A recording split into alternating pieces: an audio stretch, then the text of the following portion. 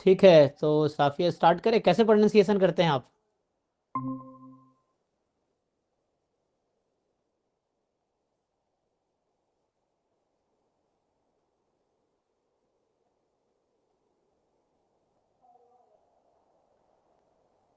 I think इनका internet connection है, दिक्कत है आई थिंक।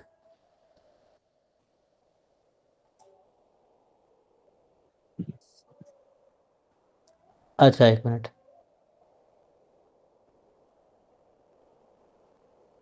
मैं ऑडिबल हूँ? साफिया स्टार्ट करें? आई थिंक माइक आपका आवाज़ तो मैं नहीं सुन पा रहा हूँ, एक मिनट। जी सर, आ रही है, साउंड आ आ रही रही है। है ना? ओके। तो एक मिनट यहाँ से पूछ ले। चलिए स्टार्ट करते हैं। तो कैसे नाम कैसे प्रोनाउंसिएशन करते हैं आप? सफिया फिरदौस। सफिया या साफिया? सफिया। साफिया, ओके। ठीक है, ओके, थैंक यू। तो स्टार्ट करें। जी। तो फर्स्ट ऑफ ऑल कॉन्ग्रेचुलेसन्स आपको for getting rank 58 in IIT JAM MS 2026, है ना? Thank you sir. तो कैसा लग रहा है जैम के बाद? अच्छा लगा।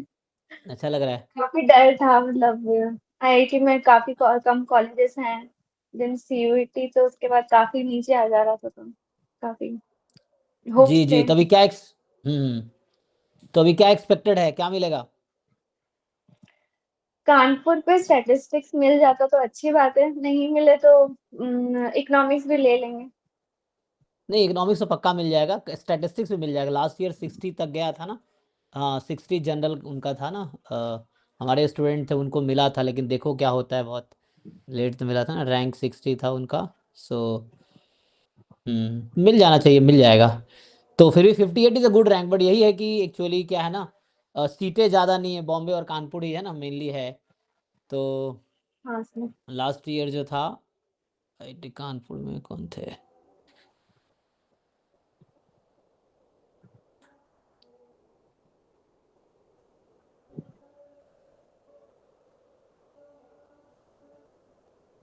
हार्दिक, हाँ हार्दिक, उनका 63 रैंक था।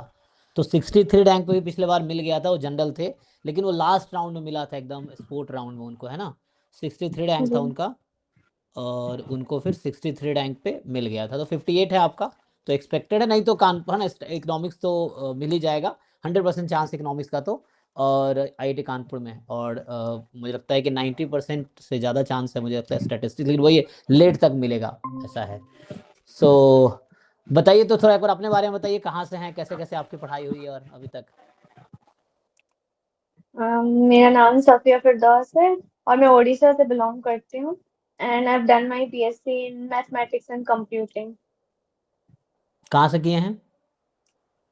इन institute of mathematics and applications. Okay.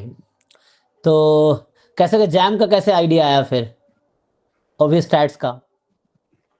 Sir, mathematics तो हम पढ़ रहे थे कॉलेज पे और प्योर काफी डिफिकल्ट लग रहा था, तो स्टैटिस्टिक्स भी कुछ सेमेस्टर्स में हम पढ़ा था, तो स्टैटिस्टिक्स में हम्म थोड़ा इंटरेस्ट आया, तो लास्ट ईयर मैंने दिया था।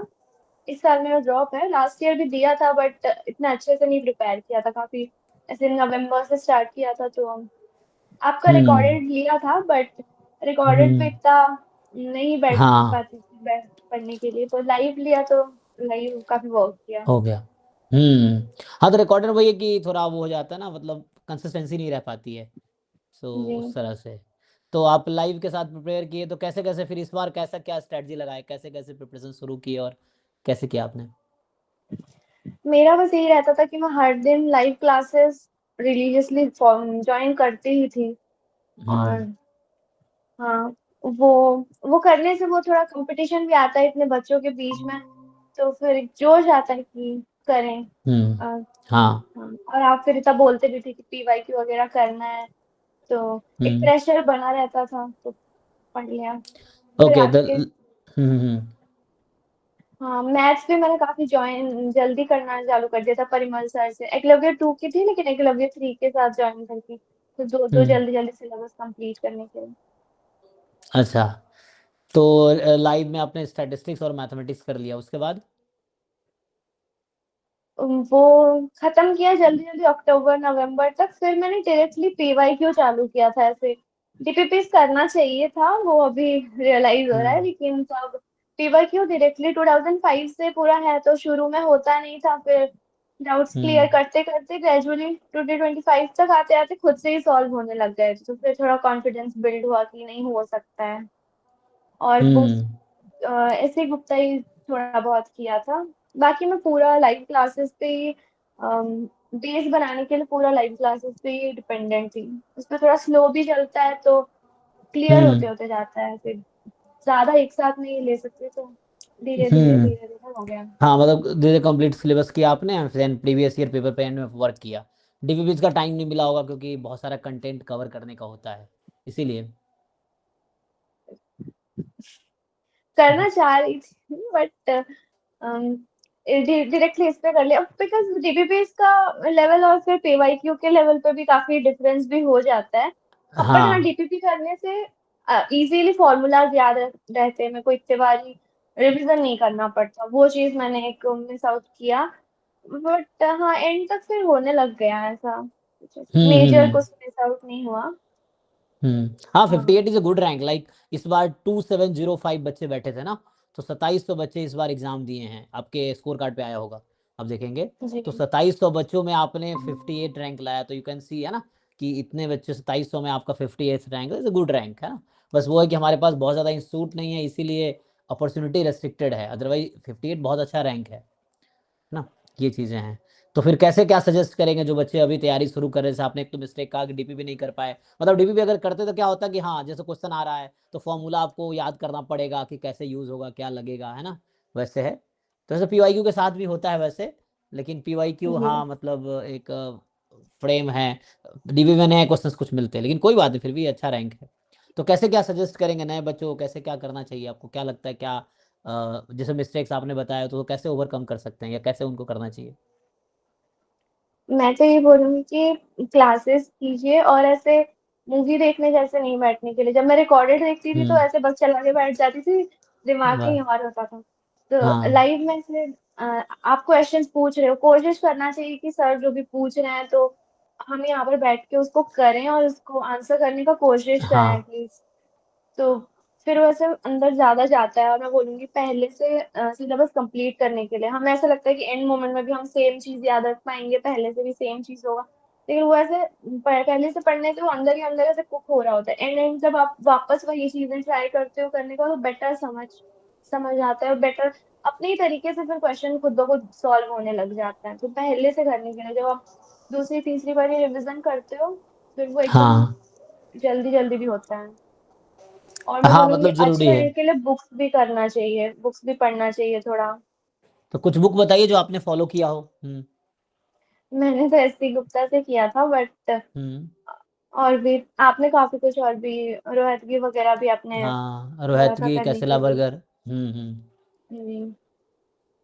और ये मॉक ओके। टेस्ट वगैरह देना चाहिए, बिकॉज टाइम का थोड़ा आइडिया लगता है कि एग्जाम में हम हमारा कितना पोटेंशियल है, कि हम कौन कौन सा कर सकते हैं, पहले कौन सा करना चाहिए, वो एक आइडिया हम्म। मिलता है।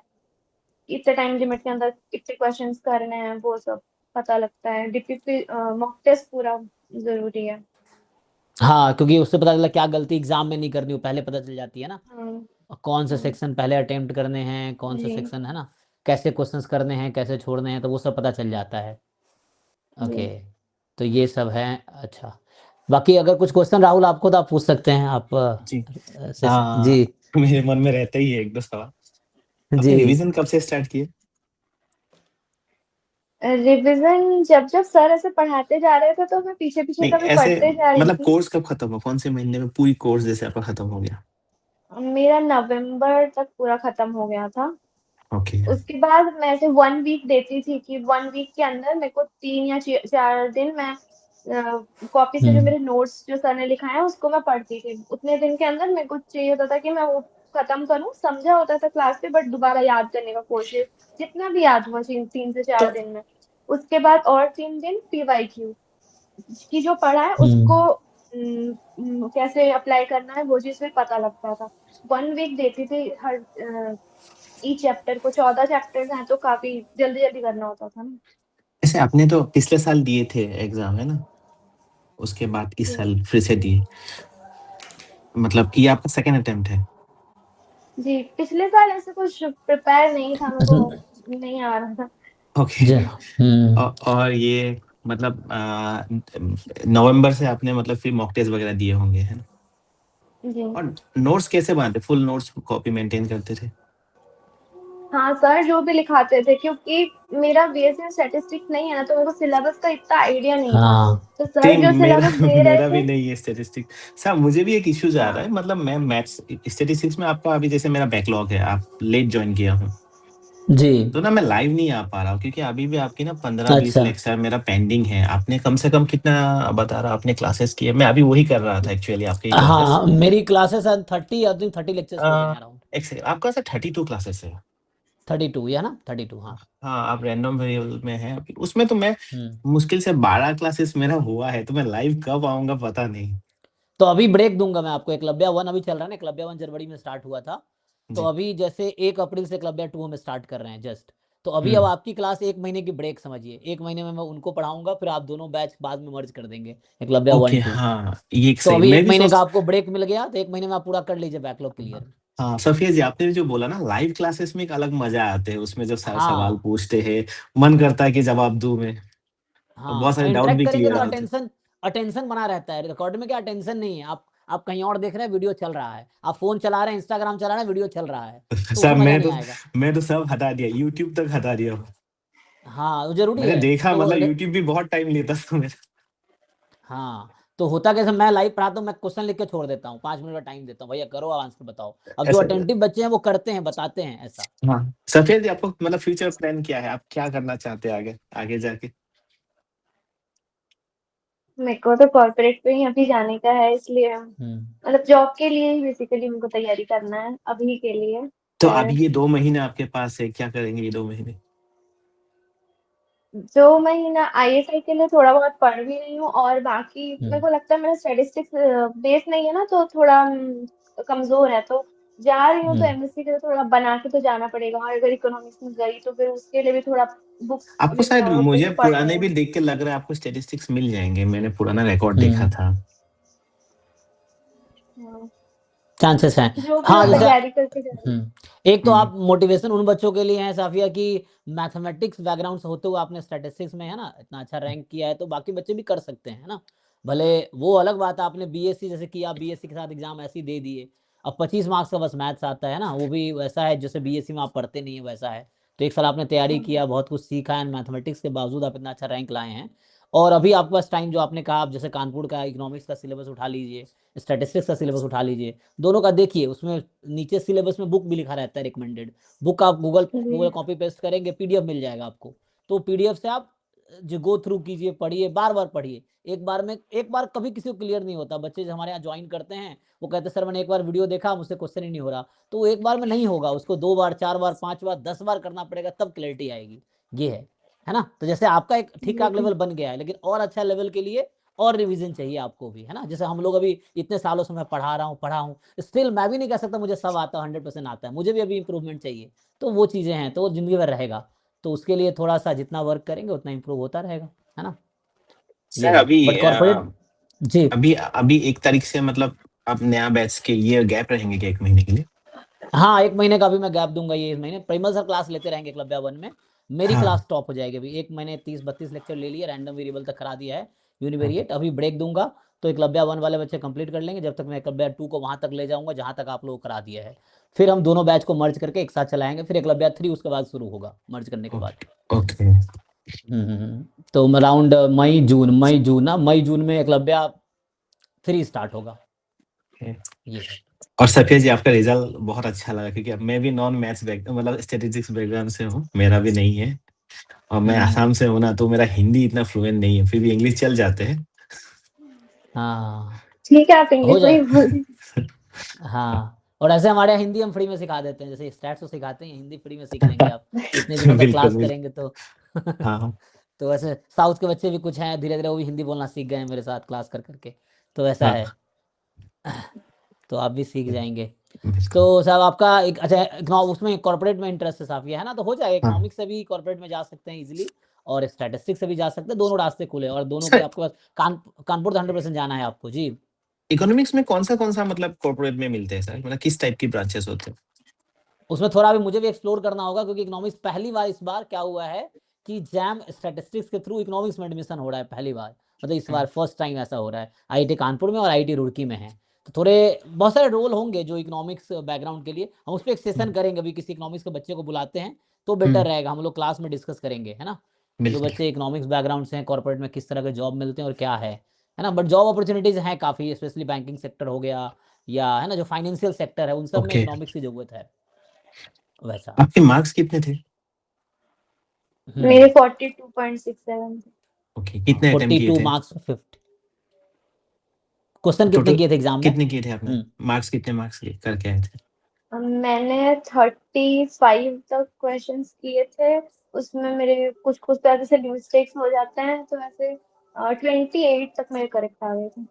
ओके। ओके, तो मतलब 28 क्वेश्चन सही थे तो आपके अराउंड 42 मार्क्स बन गए, है ना। तो 42 हाँ। मार्क्स पे 58 रैंक है ना। गुड ज्यादा रैंक कौन सा आपका। अटेम्प्ट किए, जिसमें नेगेटिव मार्किंग्स है या जिसमें नेगेटिव मार्किंग्स नहीं है? नहीं नहीं, मेरा 2 ही क्वेश्चंस नेगेटिव मार्किंग में गया था। एक तो मेरे को दिख गया था कि गलत है, स्टिल मैं उसको गलत को करके आ गई, वो चला गया। मेरे ज्यादा इनफैक्ट 2 मार्क्स वाले क्वेश्चंस मैंने अटेम्प्ट हुए थे, तो इसलिए ज्यादा बन गया हाँ मार्क्स। एग्जैक्टली 28 क्वेश्चन किए हैं ना, तो अराउंड 42 मार्क्स है, तो 2 मार्क्स वाले ज़्यादा सही होंगे। हम्म। तभी तो वही ऐसे एग्जाम में कैसी स्ट्रेटजी थी आपने, क्या कहाँ से स्टार्ट किया था, कौन से सेक्शन से, ABC में से कौन से, मतलब मैंने तो MCQ में ए सेक्शन से ही स्टार्ट किए थे, ए से, लेकिन मैं सी को चली गई थी बिकॉज बी थोड़ा ज्यादा ही लेंथी भी होता टाइम है, तो टेकिंग होता है। हाँ, तो सी पहले ए करने के किए, बाद फिर बी पे। फिर सी किए, जी। फिर वापस बी पे आए। ए हाँ। ए इस बार काफी, ए सेक्शन काफी इजी भी था, तो थोड़ा उधर से भी थोड़ा कॉन्फिडेंस भी बिल्ड हुआ कि टाइम है हम्म अभी हाथ में, कर सकते हैं जल्दी जल्दी। हाँ हाँ ऐ- ए 50 मार्क्स का भी है तो। ऐसे आपने जब क्लासेस किए थे, मतलब वो आपको कितना हेल्प हुआ उससे? मतलब कितना हम्म क्वेश्चन आपको ऐसा लगा कि मैंने क्लास में वो किए थे? मैंने मतलब सिलेबस तो पूरा इधर से किया है, पूरा 100% इधर से किया है। हम्म। और जैम के क्वेश्चंस ऐसे हैं कि आप वो सिमिलर ही आते हैं, ऐसे कुछ कुछ टॉपिक्स ऐसे हर साल कुछ क्वेश्चंस थोड़ा बाहर के वो लोग ढूंढ के लेके आते हैं, लेकिन रिपीटेटिव ही हाँ लगते हैं क्वेश्चन। बार बार करने से फिर वो बन जाता है, स्पीड भी बन जाता है, तो सिमिलर ही लगते हैं सारे। आपका जो क्वेश्चन मिस हुए हैं, तो आपको क्या लगता है कि क्या इम्प्रूव करने में वो शायद आपसे हो जाता था? मेरा कुछ कुछ टॉपिक्स पे नए क्वेश्चन जो दिखे थे वो इतने अच्छे से मेरे को नहीं आ रहे थे वो टॉपिक। मतलब मैंने उतने डेप्थ पे जाके नहीं पढ़ा था, मेरे को तब ऐसे फील हुआ, मतलब फॉर्मूला से ही मैंने उसको ऐसे करके चली गई थी, तो वो वहां पर थोड़ा लगा कि इसको ज्यादा पढ़ने से आता। और हाँ, और मेरे एक्चुअली गलत भी काफी सारे हो, और इतना टाइम भी नहीं होता ना, 30 क्वेश्चंस ठीक करने का ही दिमाग में रख के गई थी कि 30 बेयर मिनिमम इतना हो जाना चाहिए।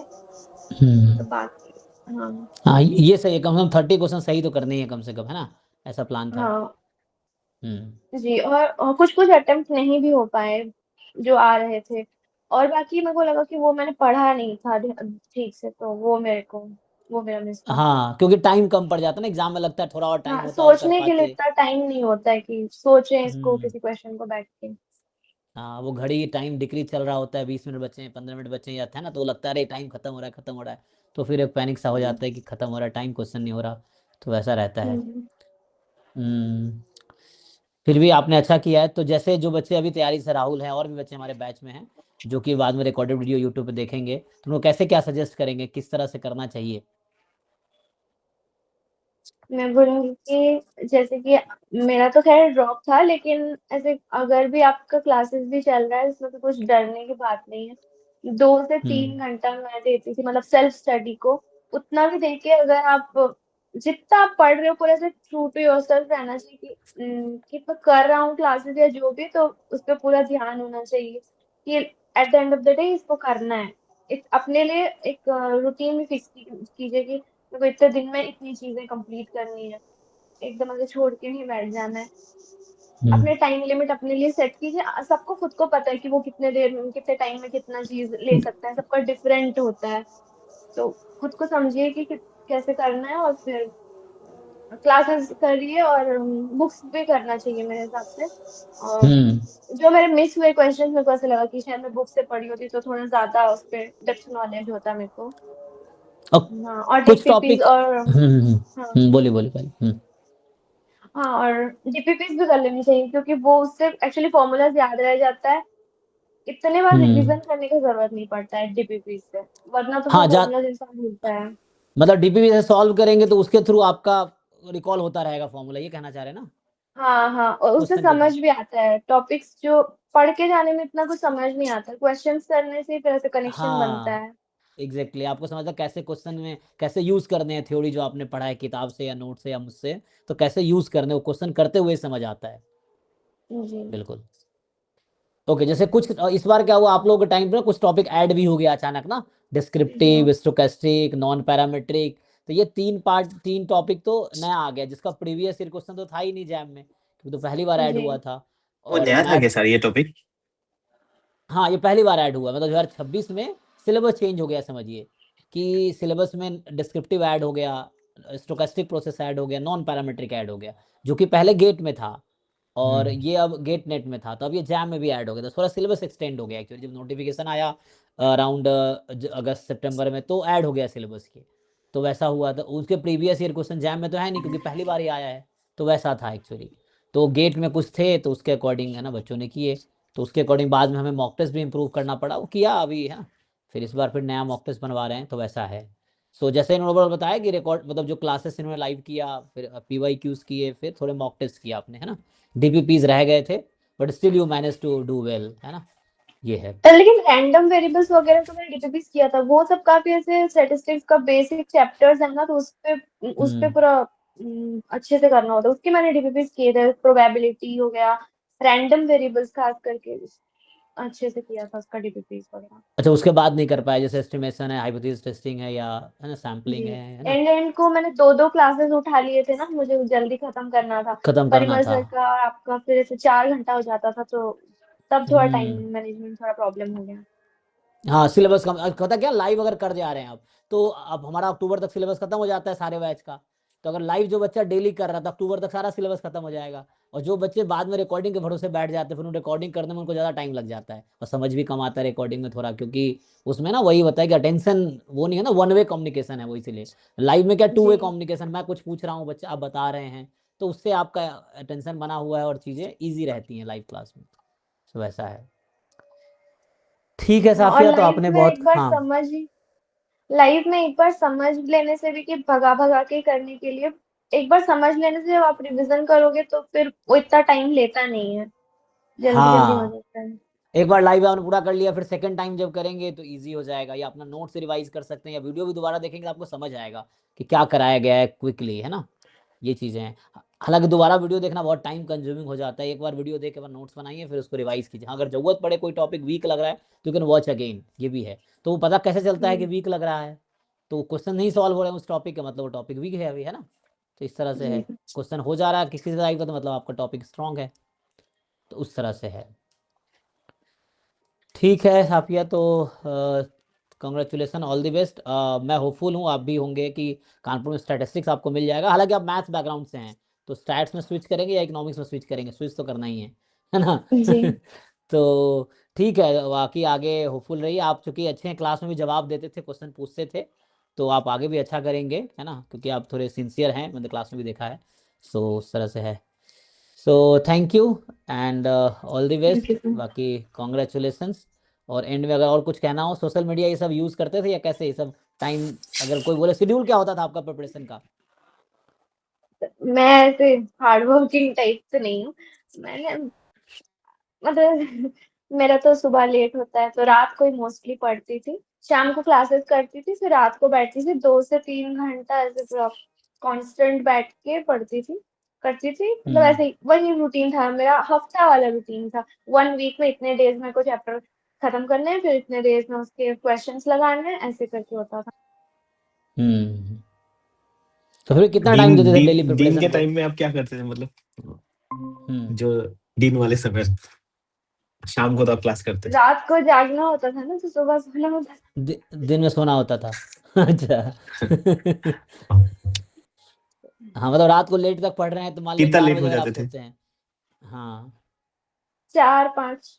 ओके, सुबह ही हो हाँ तो जाते थे। फिर तो सुबह 12 तो बजेगा ही उठने में, वो तो होता ही है ना।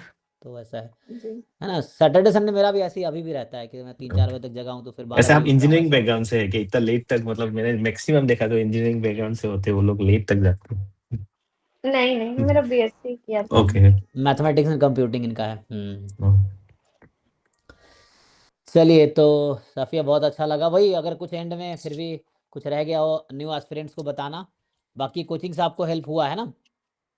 जी पूरा 100% यहीं से हुआ है। अच्छा, बिना कोचिंग का तो लगता ही नहीं कभी, मतलब एक जो आप लोगों के कांटेक्ट में रहते हैं ना, उसी में लगता है कि होंगे घर। हाँ हाँ, क्योंकि गाइडेंस मिलता रहता है आपको, पता चलता रहता है क्या है, थोड़ा कॉन्फिडेंस भी आता है ना। जैसे क्योंकि आप बुक्स साफिया को बहुत देख सारा रहे होते हैं कि क्या पढ़ो क्या नहीं पढ़ो, तो जब आप लोग बताते हैं ना फिर समझ में आता है कि हाँ ये टॉपिक यहाँ से है। हाँ एग्जैक्टली। ऐसे हमारे क्लास आप ढंग से फॉलो कर लेंगे तो हो जाता है, लेकिन एक बार में नहीं होता, उसको आप 2-3 बार अपना रिवाइज कीजिए, खूब क्वेश्चंस कीजिए, जितने कर सकते हैं तो हो जाएगा, है ना। उस तरह से है। सो ठीक है साफिया, तो थैंक यू। बाकी और कुछ कहना है एस्पिरेंट्स को? Anything else? मैं बोलूंगी कि आप अगर क्लासेस ज्वाइन कर रहे हो तो सर जैसे बोल रहे हैं, जितना सिलेबस बोल रहे हैं, जितना करा रहे हैं पूरा उतना तो कर लीजिए। उसके बाद फिर आप अपना इनपुट जितना देंगे उसके ऊपर है, लेकिन सर आपको पूरा हाँ। सिलेबस का एक पूरा बाहर से मतलब हमको पता नहीं होता ना कि कितना आ रहा है, कुछ इधर उधर का भी पढ़ लेते हैं, तो इधर से पूरा सा आइडिया हो जाएगा कि कितना पढ़ना है कितना नहीं पढ़ना है। अपना अपना 100% कीजिए, जी हो ही जाएगा। हो जाएगा। हाँ गेट दिया था आपने कि नहीं? नहीं मेरा अच्छा गेट नहीं, सिर्फ जैम भरा था फॉर्म। जी ओके। ओनली जैम स्टैटिस्टिक्स है, जैम मैथमेटिक्स भी? नहीं नहीं, जैम मैथमेटिक्स नहीं करना था ना। अच्छा सारे मैथमेटिक्स क्लासमेट्स करना ही था। थ्योरी कर रहे थे बट मेरे को स्टैटिस्टिक्स में करना था। हाँ मुझे भी ऐसे ही था, मुझे मैथ से बहुत ना मोह माया खत्म हो गया था, फिर मैं स्टैट्स में आ गया था, क्योंकि मैथ ना बहुत प्योर थोड़ा वैसे ही लगता था, है ना। हाँ, प्योर का थियरी के वजह से वो बहुत डिफिकल्ट लगता था। यही है। ठीक है फिर, thank you and all the best. Thank you Rahul आपको भी, थैंक यू एंड सर। आपको भी थैंक यू टाइम के सर। लिए ऑल द बेस्ट। बाकी सर आपका कभी वीकेंड हेल्प की कैसे ज़रूरत जा रहा पड़े। अभी तो मैं घर पे हूँ एक्चुअली, गांव आया हुआ हूँ, तो अभी मैं फिर कल निकलूंगा यहाँ शाम को, मेरा रात का बस रहता है, तो कल मैं रात को बस पकड़ा था, तो अभी मैं घर पे हूँ। फिर अभी अच्छा है, मतलब घर पे फैमिली के साथ, तो गांव में। तो अभी फिर ठीक है, अच्छा चल रहा है अभी। फिर अब कल निकलेंगे, मंडे को वहाँ पहुँचेंगे। तो जनरली मैं यहाँ है ना बिहार सीतामढ़ी में हूँ मैं, तो यहाँ से बस जाती है शाम को ही, रात को ही, फिर वो सुबह रांची पहुँचाएगी मुझे, फिर रांची से भी रात को बस आती है, सुबह यहाँ पहुँचाती है। ओवरनाइट जर्नी है, 8-10 घंटे का ये है। तो मैं सैटरडे संडे आ जाता हूँ मोस्टली, जब मन करता है वैसा, मंथ में एक बार, वंस इन अ मंथ ये है। सो ठीक है Safia, thank you, all the best. कभी जरूरत पड़े यू कैन ना रीच आउट, हम लोग हैं अवेलेबल हेल्प के लिए आगे भी। अभी काउंसलिंग प्रोसेस चल रहा है, पार्टिसिपेट कीजिए, उसमें भी कुछ दिक्कत हो तो आप कांटेक्ट कीजिए, ठीक है। बाकी जी फ्यूचर सर, में भी थैंक सेशन होगा तो आप ज्वाइन कीजिएगा, आप कानपुर में रहेंगे, है ना। यू। और ठीक है, चलिए, thank you, all the best, bye bye.